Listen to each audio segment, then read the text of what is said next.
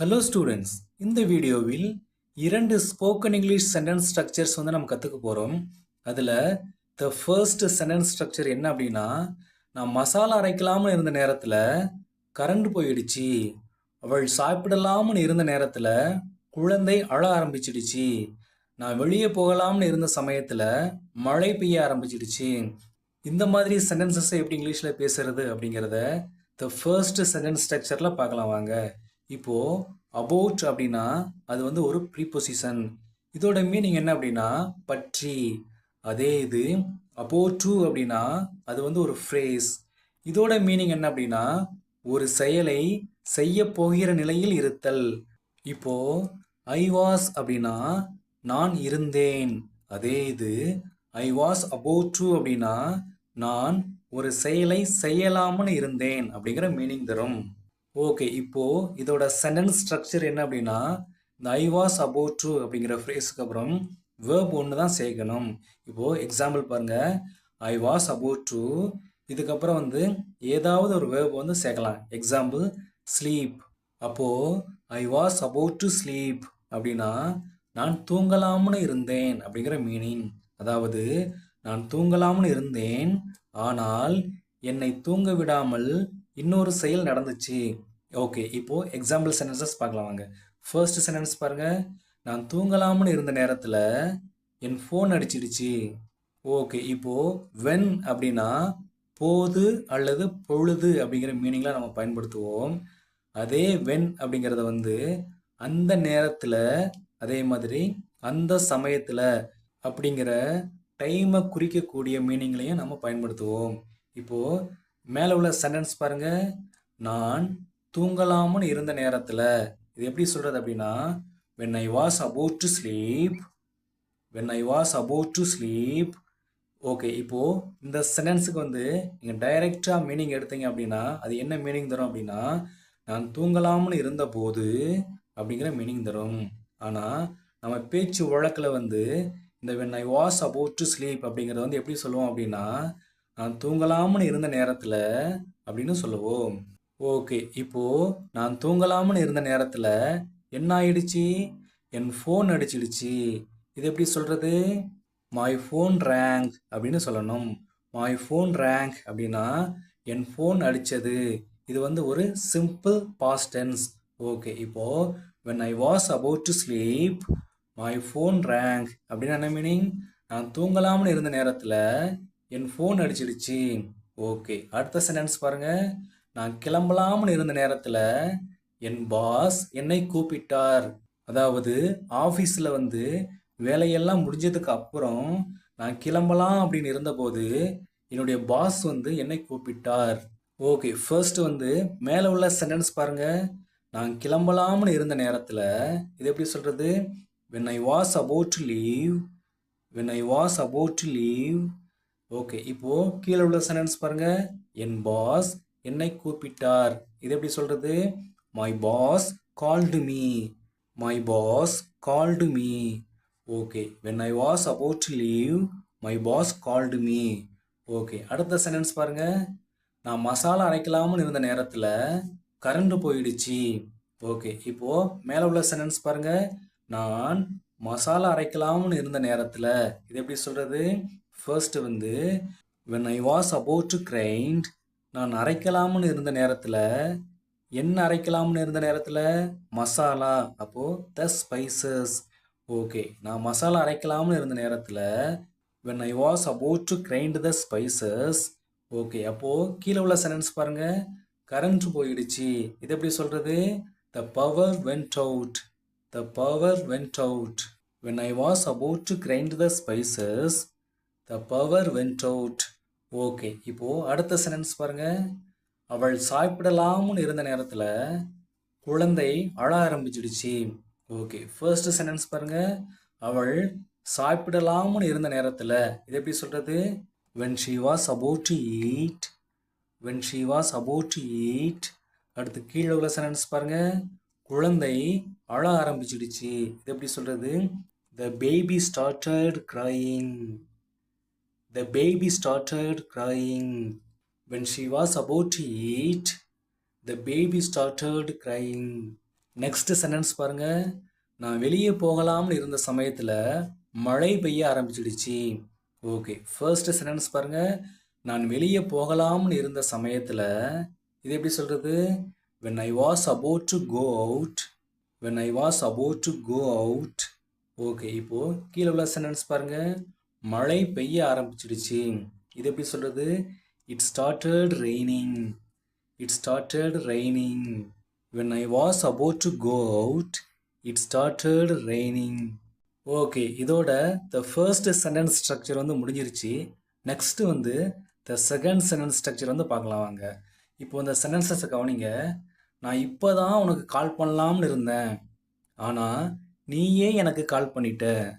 நான் இப்போதான் உங்கள் வீட்டுக்கு வரலாம்னு இருந்தேன், ஆனால் நீங்களே என் வீட்டுக்கு வந்துட்டீங்க. நான் இப்போ தான் உங்ககிட்ட கேட்கலாம்னு இருந்தேன், ஆனால் நீயே சொல்லிட்ட. இந்த மாதிரி சென்டென்சஸை வந்து எப்படி இங்கிலீஷில் சொல்கிறது அப்படிங்கிறத இப்போ பார்க்கலாம் வாங்க. ஃபர்ஸ்ட் சென்டென்ஸ் பாருங்கள். நான் இப்போ தான் உனக்கு கால் பண்ணலாம்னு இருந்தேன், ஆனால் நீயே எனக்கு கால் பண்ணிட்ட.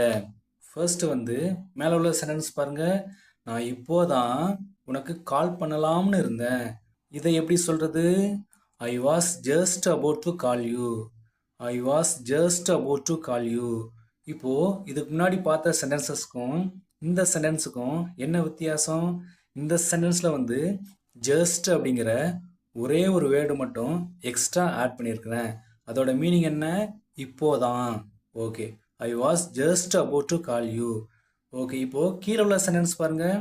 ஆனால் நீயே எனக்கு கால் பண்ணிட்ட. இது எப்படி சொல்கிறது? But you called me. But you called me. இப்போது நார்மலாக நீயே அப்படின்னா இந்த வேர்டை எப்படி சொல்லுவோம்? யோர் செல்ஃப் அப்படிங்கிற ரெஃப்ளெக்சிவ் ப்ரோனவுனை பயன்படுத்தி சொல்லுவோம். ஆனால் இந்த அபவுட் டு அப்படிங்கிற ஃப்ரேஸை பயன்படுத்தும் போது இது எதையுமே பயன்படுத்தக்கூடாது. அதாவது யூ கால்டு மீ அப்படின்னாலே நீயே எனக்கு கால் பண்ணிட்ட அப்படிங்கிற மீனிங் தரும். எப்போ?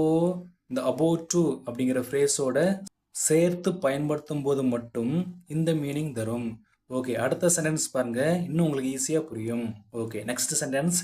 நான் இப்போதான் ஜன்னலை திறக்கலாம்னு இருந்தேன், ஆனால் நீயே திறந்துட்ட. ஃபர்ஸ்ட் சென்டென்ஸ் பாருங்க. நான் இப்போதான் ஜன்னலை திறக்கலாம்னு இருந்தேன். இது எப்படி சொல்கிறது? ஐ was just about to open the window. I was just about to open the window. Okay, இப்போது கீழே உள்ள சென்டென்ஸ் பாருங்க. ஆனால் நீயே திறந்துட்ட. இது எப்படி சொல்கிறது? But you opened it. But you opened it. ஏற்கனவே சொன்ன மாதிரி நீயே அப்படிங்கிறதுக்கு யோர் செல்ஃப் அப்படிங்கிறத பயன்படுத்தக்கூடாது. யூ ஓப்பன்ட் இட் அப்படின்னாலே நீயே திறந்துட்ட அப்படிங்கிற மீனிங் தரும். ஓகே, அப்போது நான் இப்போதான் ஜன்னலை திறக்கலாம்னு இருந்தேன், ஆனால் நீயே திறந்துட்ட. I was just about to open the window but you opened it. Okay, அடுத்த சென்டென்ஸ் பாருங்கள். நான் இப்போதான் டிக்கெட் புக் பண்ணலாம்னு இருந்தேன், ஆனால் நீ ஏற்கனவே புக் பண்ணிட்ட. ஓகே, ஃபர்ஸ்ட் சென்டென்ஸ் பாருங்கள். நான் இப்போதான் டிக்கெட் புக் பண்ணலாம்னு இருந்தேன். இது எப்படி சொல்கிறது? ஐ was just about to book the ticket. I was just about to book the ticket. நான் இப்போதான் டிக்கெட் புக் பண்ணலாம்னு இருந்தேன். ஓகே, இப்போது கீழே உள்ள சென்டென்ஸ் பாருங்கள். ஆனால் நீ ஏற்கனவே புக் பண்ணிட்ட. இது எப்படி சொல்கிறது? But you booked it already. But you booked it already. I was just about to book the ticket but you booked it already. Okay, இப்போது ஃபோர்த்து சென்டென்ஸ் பார்க்குறதுக்கு முன்னாடி அடுத்த வீடியோவில் நம்ம வந்து எந்த மாதிரி சென்டென்சஸ் பார்க்க போகிறோம் அப்படிங்கிறத உங்களுக்கு சொல்கிறேன், கவனிங்க. அடுத்த வீடியோவில் வந்து மொத்தம் 3 ஸ்போக்கன் இங்கிலீஷ் சென்டென்ஸ் ஸ்ட்ரக்சர்ஸ் வந்து நம்ம கற்றுக்க போகிறோம். அதில் த ஃபர்ஸ்ட் ஸ்ட்ரக்சர் என்ன அப்படின்னா, நான் இப்போ வரைக்கும் சாப்பிடலை, அவன் கடைசி வரைக்கும் முயற்சி செஞ்சான், காலை வரைக்கும் அவள் தூங்கவில்லை, நள்ளிரவு வரை அவள் படித்தாள், திங்கட்கிழமை வரை அவர்கள் தங்கியிருந்தார்கள். இந்த மாதிரி சென்டென்சஸை வந்து நாம் த ஃபர்ஸ்ட் ஸ்ட்ரக்சரில் பார்க்க போகிறோம். அடுத்து செகண்ட் ஸ்ட்ரக்சரில் வந்து எந்த மாதிரி சென்டென்சஸ் பார்க்க போகிறோம் அப்படின்னா, நீ வரும் வரை நான் காத்திருப்பேன், நான் சாகும் வரைக்கும் இதை மறக்க மாட்டேன், நிகழ்ச்சி முடியும் வரை நான் பார்ப்பேன், டாக்டர் கூப்பிடும் வரை நான் வெயிட் பண்ணுவேன். சூரியன் உதிக்கும் வரை நான் இங்கே இருப்பேன். இந்த மாதிரி சென்டென்சஸை வந்து நாம் த செகண்ட் சென்டென்ஸ் ஸ்ட்ரக்சரில் வந்து பார்க்க போகிறோம். அடுத்து தேர்டு சென்டென்ஸ் ஸ்ட்ரக்சரில் நம்ம என்ன பார்க்க போகிறோம் அப்படின்னா, அவன் வரும் வரை போகாதே, டீச்சர் வரும் வரை பேசாதீங்க, பஸ் வரும் வரை இங்கே வெயிட் பண்ணுங்க, உன் வாய்ப்பு வரும் வரை பேசாதே, வேலை முடிக்கும் வரை தூங்காதே. இந்த மாதிரி சென்டென்சஸை வந்து நாம் தேர்டு சென்டென்ஸ் ஸ்ட்ரக்சரில் பார்க்க போகிறோம். எல்லாமே வரை வரைக்கும் அப்படின்னு தான் இருக்கும். ஆனால் இந்த சென்டென்ஸ் ஸ்ட்ரக்சர் வந்து மாறும். ஓகே, இப்போது நாம் இந்த வீடியோவுக்கு போகலாம் வாங்க. ஃபோர்த்து சென்டென்ஸ் பாருங்கள். நான் இப்போதான் உங்ககிட்ட கேட்கலாம்னு இருந்தேன், ஆனால் நீயே சொல்லிட்ட. ஃபர்ஸ்ட் சென்டென்ஸ் மட்டும் பாருங்கள். நான் இப்போதான் உன்கிட்ட கேட்கலாம்னு இருந்தேன். இது எப்படி சொல்கிறது? I was just about to ask you. I was just about to ask you. Okay, இப்போது கீழே உள்ள சென்டென்ஸ் பாருங்கள். ஆனால் நீயே சொல்லிட்ட. இது எப்படி சொல்கிறது? But you said it. But you said it. இப்போது ஏதாவது ஒரு விஷயத்தை நம்ம கேட்கலாம்னு இருந்திருப்போம், ஆனால் அவங்களே அந்த விஷயத்தை நம்மக்கிட்ட சொல்லியிருப்பாங்க. இந்த சென்டென்ஸோட மீனிங் வந்து அதுதான். Okay, I was just about to ask you but you said it. Okay, அடுத்த சென்டென்ஸ் பாருங்கள். நான் இப்போ தான் உங்கள் வீட்டுக்கு வரலாம்னு இருந்தேன், ஆனால் நீங்களே என் வீட்டுக்கு வந்துட்டீங்க. இந்த சென்டென்ஸில் ஃபர்ஸ்ட் சென்டென்ஸ் மட்டும் பாருங்கள். நான் இப்போ தான் உங்கள் வீட்டுக்கு வரலாம்னு இருந்தேன். இது எப்படி சொல்கிறது? ஐ was just about to come to your house. I was just about to come to your house. Okay, அடுத்து கீழே உள்ள சென்டென்ஸ் பாருங்கள். ஆனால் நீங்களே என் வீட்டுக்கு வந்துட்டீங்க. இது எப்படி சொல்கிறது? But you came to mine. But you came to mine. Okay, சென்டென்ஸோட சேர்த்து சொல்லும்போது மறுபடியும் ரிப்பீட் பண்ண வேண்டாம். யூ கேம் டு மைன் அப்படின்னு சொன்னாலே போதும். Okay, I was just about to come to your house but you came to mine.